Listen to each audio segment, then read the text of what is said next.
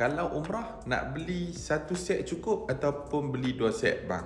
Set apa? Ni, set kain ihram.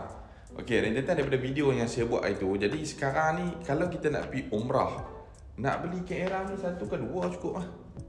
Tambah-tambah untuk yang kali pertama nak pergi ni. Okey, dengar video ni faham betul-betul supaya tak berat beg ataupun tiba-tiba tak bawa kain ihram ekstra.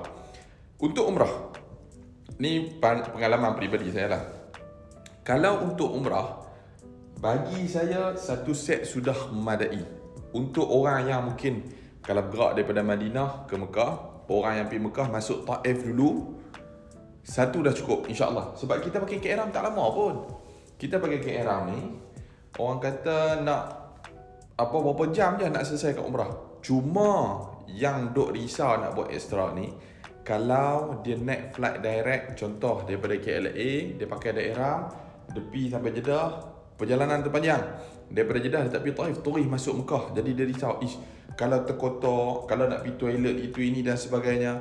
Jadi kalau risau macam tu, saya sarankan bawa kain ihram ni, atas dan bawah ni satu set. Biasanya beli kain ihram dia akan bagi terlebih satu set, dia tak bagi atas saja.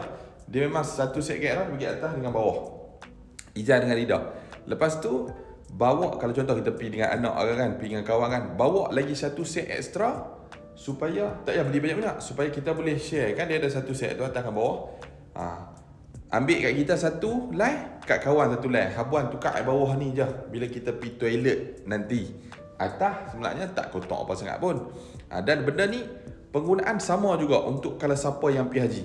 Haji kena ingat lah, sebab haji kita duduk lama dalam ihram. Kalau umrah tak ada masalah. Tengok pada keadaan dan tengok macam mana perjalanan road kita nak buat umrah. Sebab kalau buat umrah ni sebenarnya esak je. 3-4 jam. Campur perjalanan mungkin dalam 5 jam je kita nak duduk dalam ihram.